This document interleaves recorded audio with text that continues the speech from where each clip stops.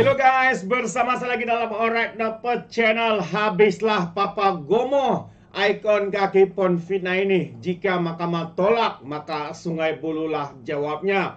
Jadi sahabat-sahabat semua, ramai yang berkata di luar sana, disiasatlah, tiada tindakan, lepas tu bebas, hari-hari boleh fitnah dan sebagainya.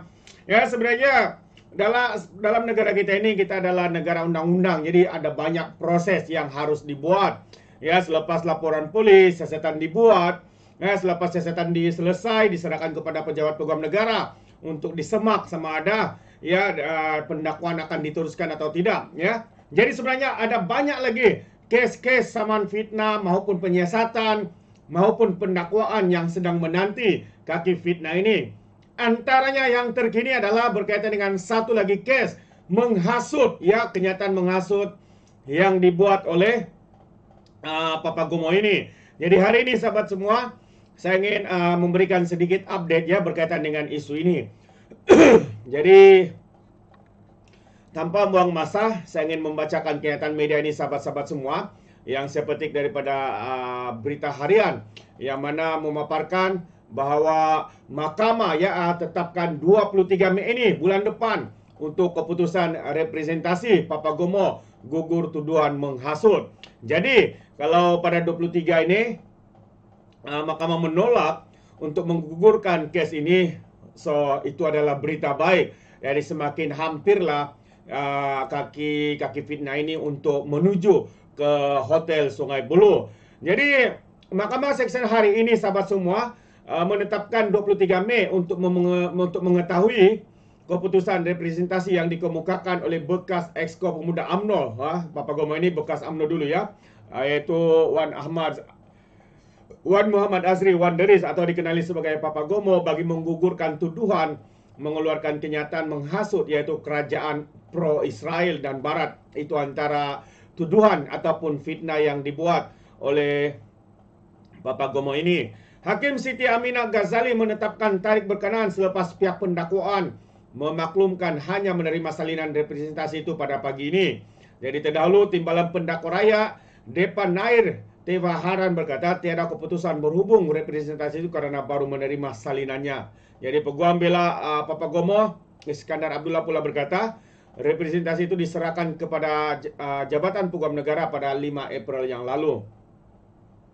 Hanya salinan diberi pada pagi ini katanya. Peguam itu ketika ditemui bagi media bagaimanapun enggan mendedahkan kandungan representasi itu. Hanya boleh sahkan representasi untuk gugur tuduhan anak guamnya yang diserahkan kepada AJC oleh pejabat saya melalui kurir pada 5 April katanya.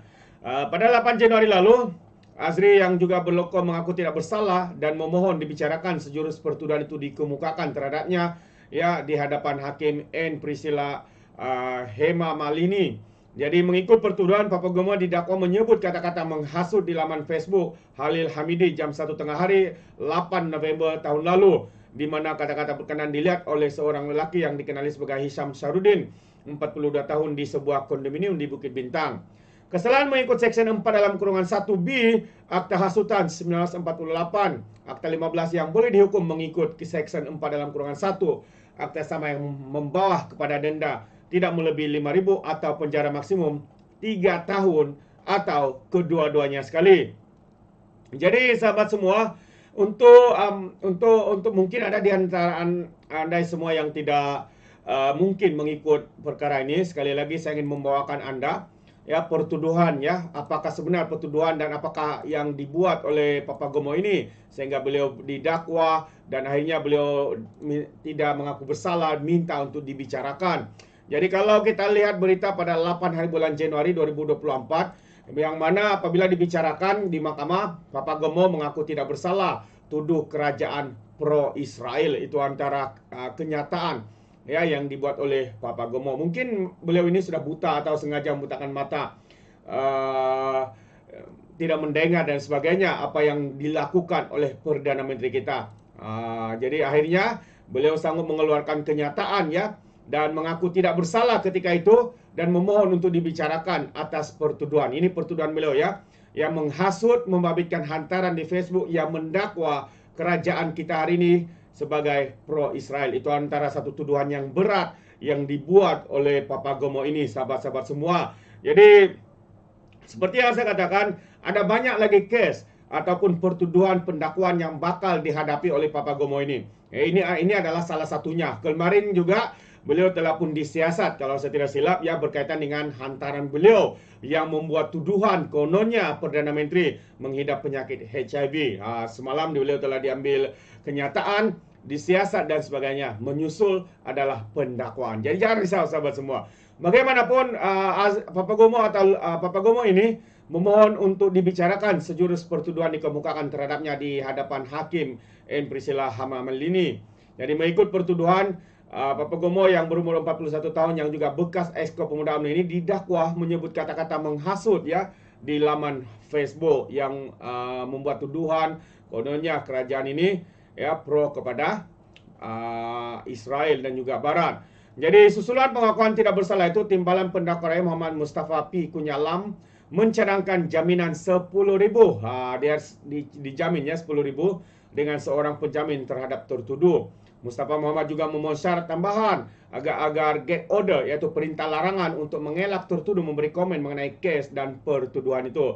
Jadi mungkin ramai yang menyangka kes ini sudah mungkin tidak ataupun tidak dijalankan, tapi kes ini sedang berjalan, ya, dan karena kita tidak melihat Papagomo ini mengulangi posting-posting karena itu adalah arahan, ya, get order, perintah larangan daripada mahkamah untuk beliau mengulas ataupun membuat ulasannya berkaitan dengan isu itu.